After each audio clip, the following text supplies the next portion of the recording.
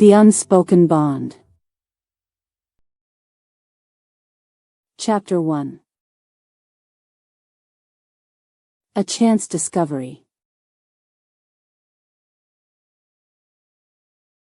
The musty scent of aged paper filled the air as I delved into the stacks of a second-hand bookstore, fingers tracing the spines of novels with an ease born from years of familiarity.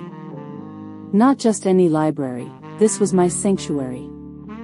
A place where the tales within pages spoke louder than words could ever manage to convey emotions. As a librarian by day and book lover by night, I had lost count of how many times I'd wandered in and out of these hallowed halls. Yet today, something seemed different, almost as if fate had drawn me here for more than just another literary escape. My fingers brushed against a peculiarly worn tome nestled between Dickens and Bronte, the cover adorned with intricate golden filigree that shimmered under the dim lighting. As I pulled it out, a yellowed envelope slipped from its crevices. A relic of times long past, perhaps? Curiosity piqued, I slid my nails beneath the fragile paper and unfastened the seal. The words penned on the inside were not those of a modern romance novel, but rather an eloquent plea.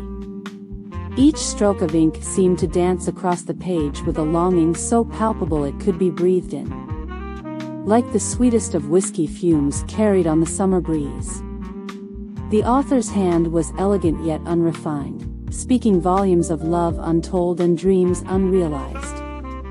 A name, Dearest Emma, stood out amidst paragraphs overflowing with emotion. Emma, not Sarah. It wasn't until I read further that it became clear why she felt so eerily familiar. The words spoke to a deep well within me, awakening sentiments I'd long since buried. As I finished reading, a shiver coursed through my spine like an autumn leaf caught in a sudden gust. The letter begged for connection, and I knew instinctively I had to find its intended recipient. Days blurred as research became my obsession, Emma's identity lost amidst the labyrinth of names and dates. Yet each day also brought me closer to Ryan, the charming stranger who frequented this very bookstore, often lingering beside shelves filled with forgotten tales. His eyes, an indigo wellspring reflecting his love for words, matched mine in intensity. One evening, as he pored over a battered edition of Wuthering Heights, our gazes met and held, the connection sparked like a storm on a summer solstice night. Lost Souls, I ventured softly, pointing to the title, and an enigmatic smile played on his lips before he replied, Indeed, Moore's here feels eerily real.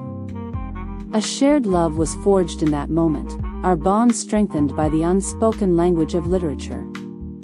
Ryan's curiosity matched mine, and we embarked on a journey through Emma's story, tracing it back to a local estate that now stood as an imposing stone relic amidst sprawling gardens.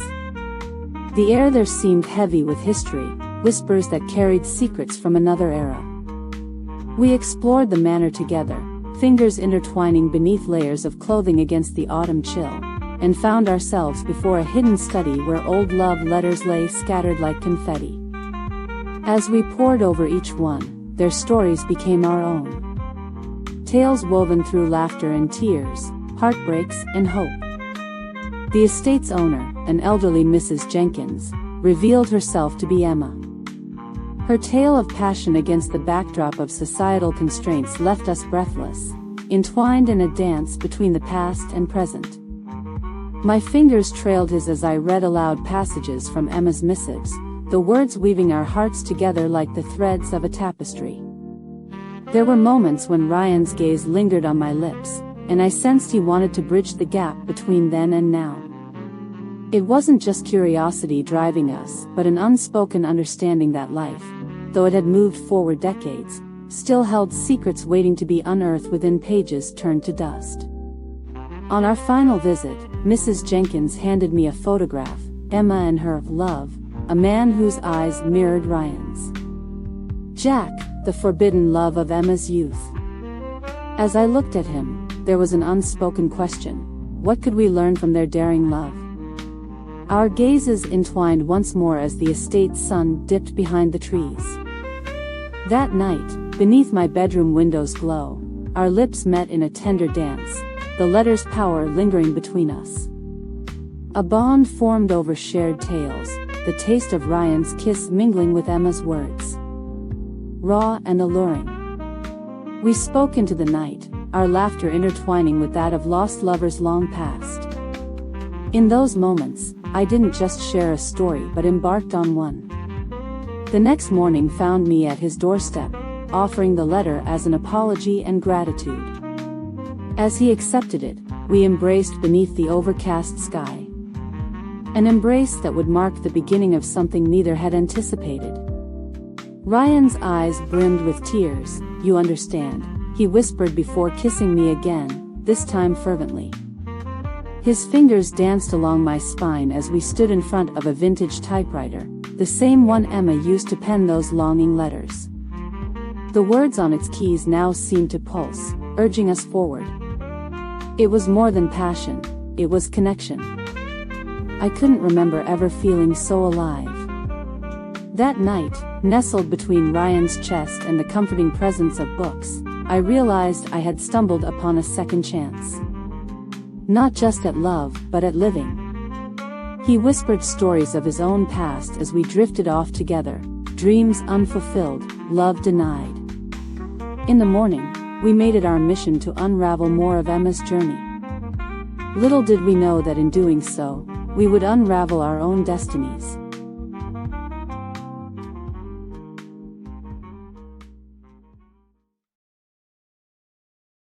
Chapter 2. Unraveling Secrets. Ryan's hands moved deftly over the typewriter keys as I read aloud passages from the letter, his fingertips tracing the curves and lines where Emma had poured her soul.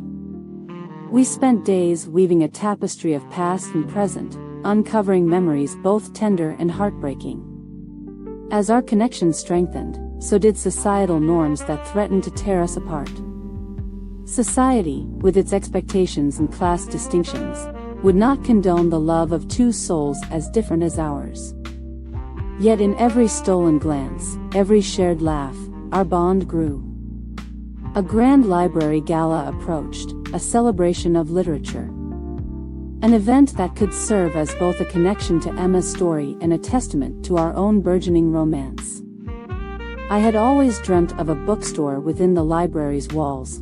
Ryan, with an artist's vision and entrepreneurial spirit, shared my dreams. We spoke of them in hushed tones outside this very store, our hearts beating as one. That night, under moonlight, he proposed his plan. A haven for readers and writers alike. In that moment, the letter became more than just parchment, it was prophecy manifesting. But how to bridge the past with our reality? We decided together, hand in hand, the typewriter between us, and began crafting our own tales of love against societal norms. His sketches mingled with my dreams, breathing life into a plan as vibrant as the characters we read about. As dawn approached, he kissed me beneath those same stars where Emma had dared to dream. The grand library was within reach, but our journey wasn't without challenges. A rival developer sought to acquire the site for an upscale hotel project. A proposal of love, literature, and courage was met with a counter proposal. To let them coexist side by side. Weeks passed, filled with passionate nights and days spent discussing Emma's spirit guiding us. We crafted our vision, from shelves adorned in books to art exhibits. Our dreams became reality as we secured both projects simultaneously. The night of the gala, beneath the grand library's glass ceiling, surrounded by patrons and pages, he proposed. Not just a home for readers but also a testament to enduring love.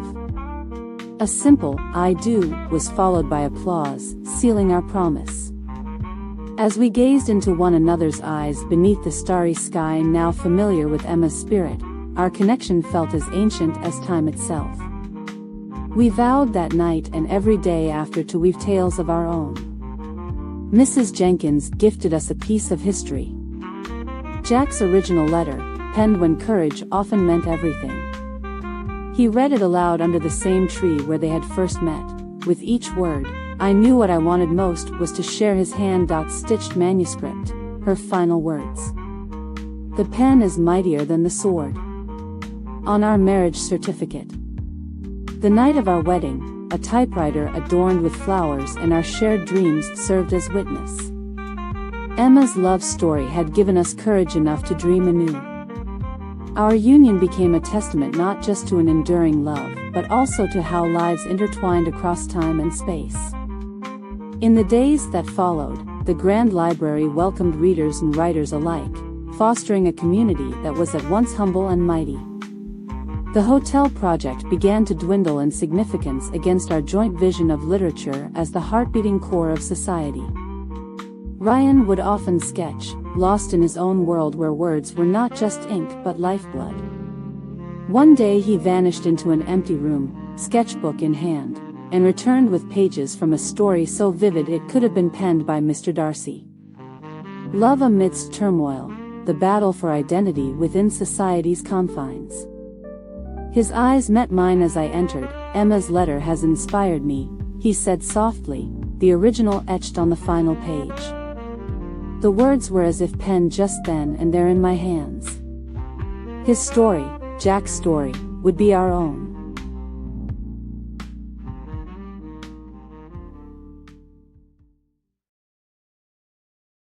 Chapter 3. Embracing Destiny. With each passing day, Ryan and I nurtured this haven we called home, a place where art became lifeblood and courage flowed freely from every page. Emma had shown us how love could bridge worlds. Now it seemed her spirit was guiding him to new tales. Jack's manuscript, In Love, told of their tumultuous yet enduring bond. Against the backdrop of societal expectations. His eyes still brimmed with unspoken dreams, but he held my hand, his voice a gentle caress on those pages. We were Emma and Jack reimagined, our love story woven within the fabric of history. Ryan's words began to flow, and I knew in that instant, in this haven that housed us both, his identity and artistry merged. The night of the book launch, beneath the stars where our journey began, we held, in love, within these walls as Jack's heart pulsed on those pages, Emma's spirit a guiding force. His story was met with applause that echoed through ages. A testament to love's power in transforming lives. We promised an exhibit of his work, weaving his past and present art together, the typewriter their constant companion. Together, we curated an exhibition where life imitated literature. As we stood before Jack's published manuscript, he took my hand. Will you be Emma? His eyes spoke volumes. I nodded, heart pounding in harmony with the beat of the typist's keys. He proposed beneath a star-filled sky, and as the words on those pages had predicted, his love became my own literary journey. Emma's spirit danced within me that night, for we realized she'd never have let us go. In her time, Jack's story was written in ink but etched upon our souls. Now it pulsed with every breath. Our love and dreams intertwined, the letter a catalyst. Ryan's artistry had captured not only their tale but also that of lost love. His sketches on the walls depicted moments from Emma's journey. Each piece more vivid than life itself. I became his muse, as he penned the next chapter in our shared tale, the final words echoing those so dear to us both. For the pen is mightier than any sword. The story lived on through him and within me. Love had found a way to bridge time once again. Emma's legacy was not just their love but the sanctuary we built together.